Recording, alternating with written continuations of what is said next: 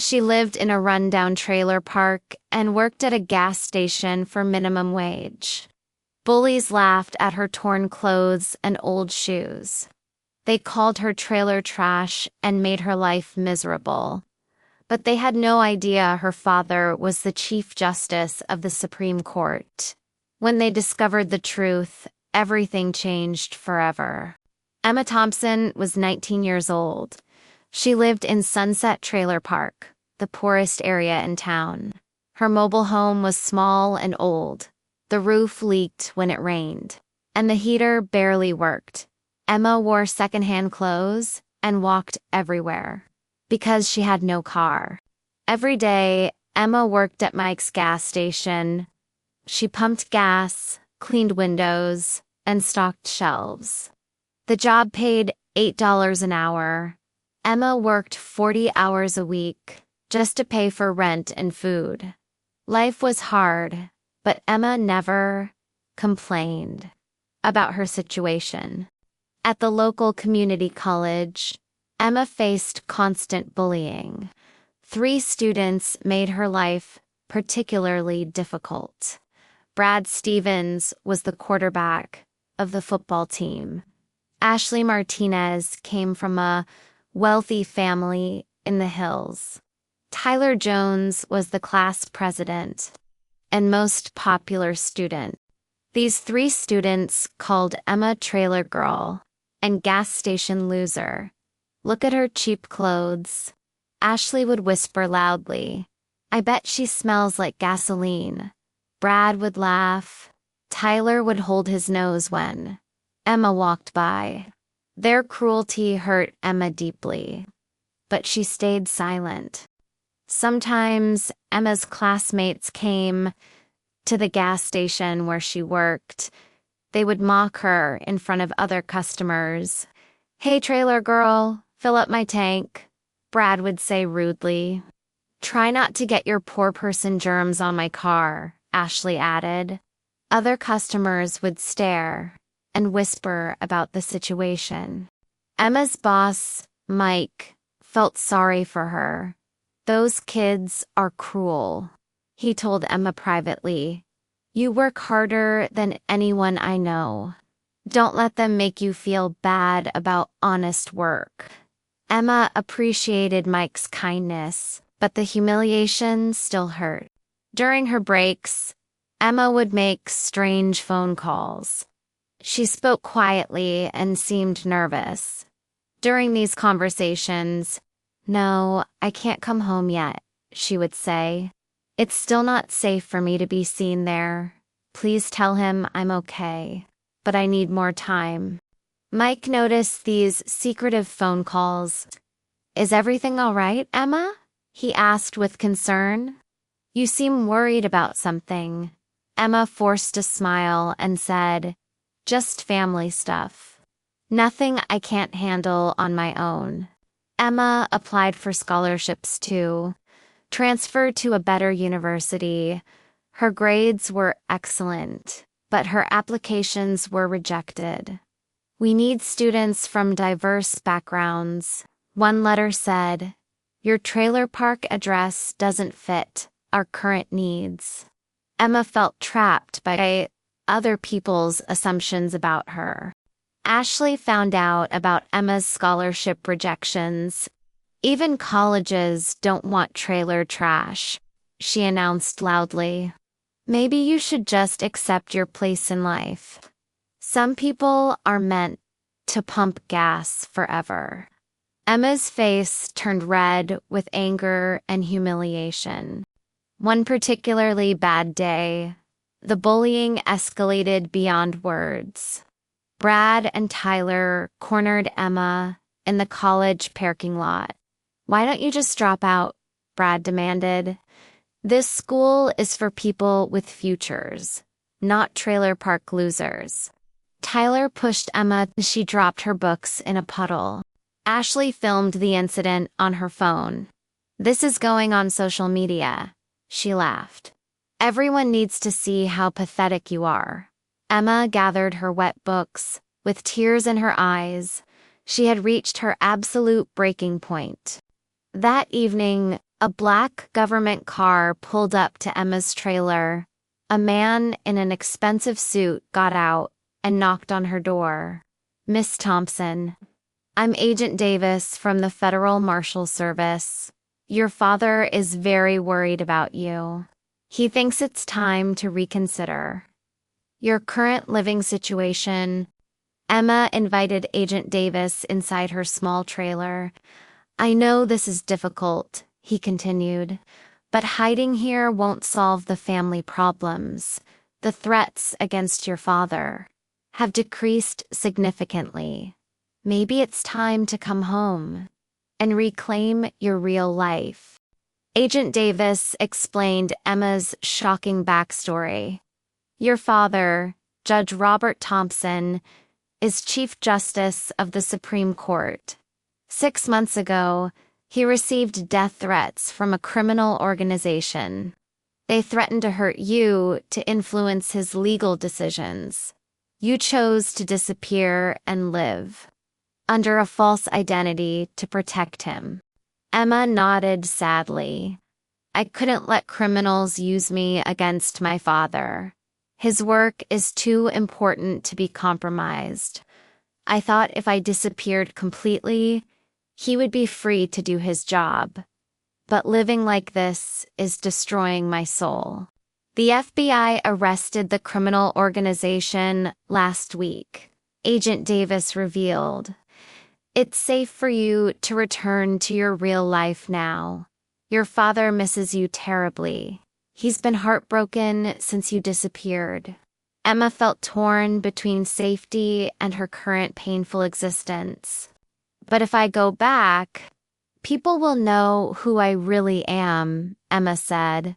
"They'll treat me differently, and I'll never know who likes me for me."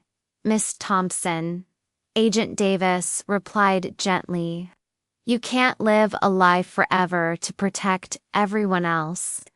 Sometimes you have to trust that real people will see your true character."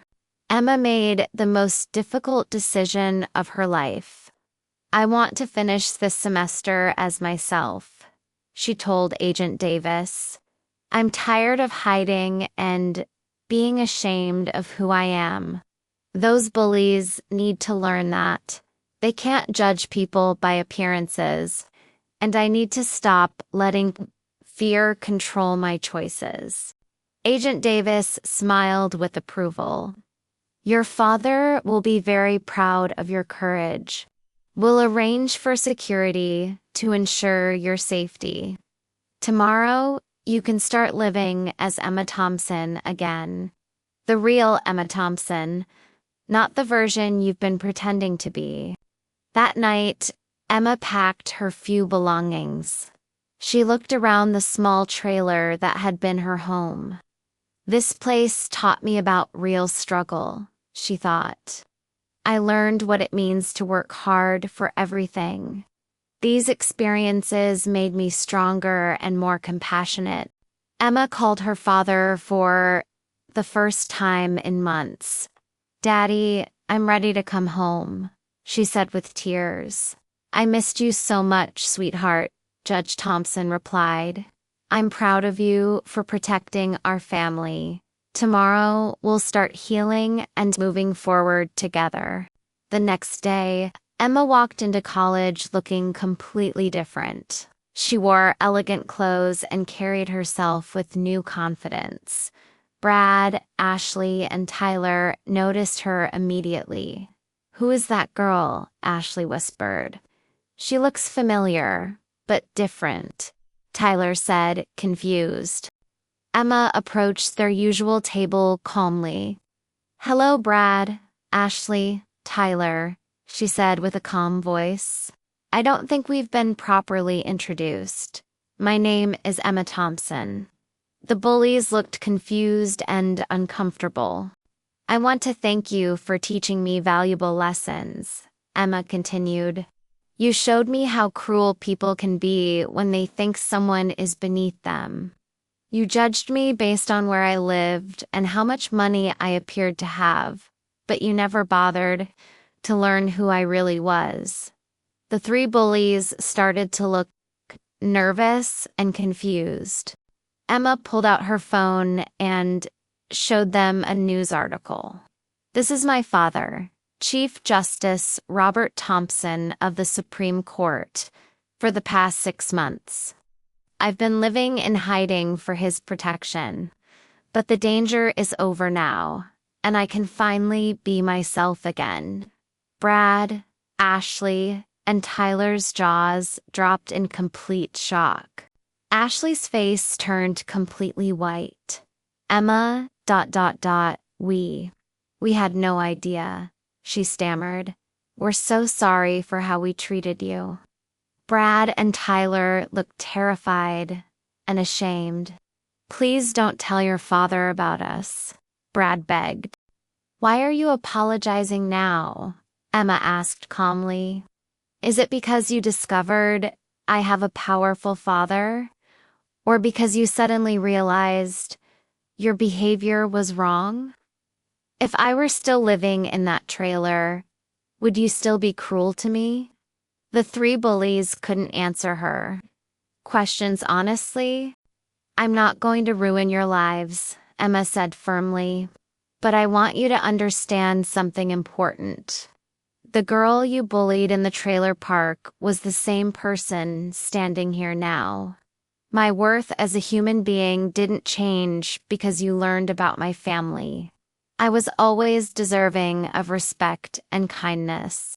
Emma continued her lesson. "Every person you meet has a story you don't know.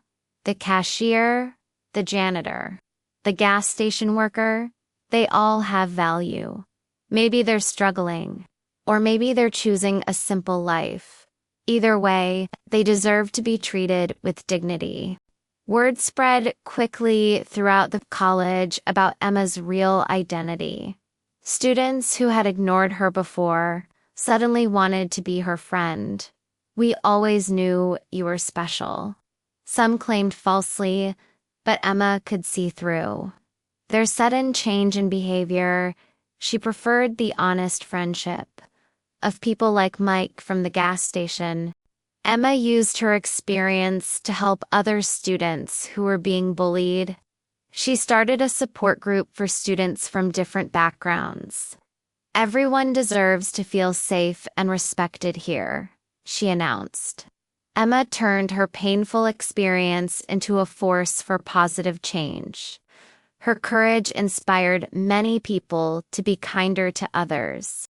Emma learned that hiding from her identity hadn't protected her from pain, but facing the truth with courage had given her real power.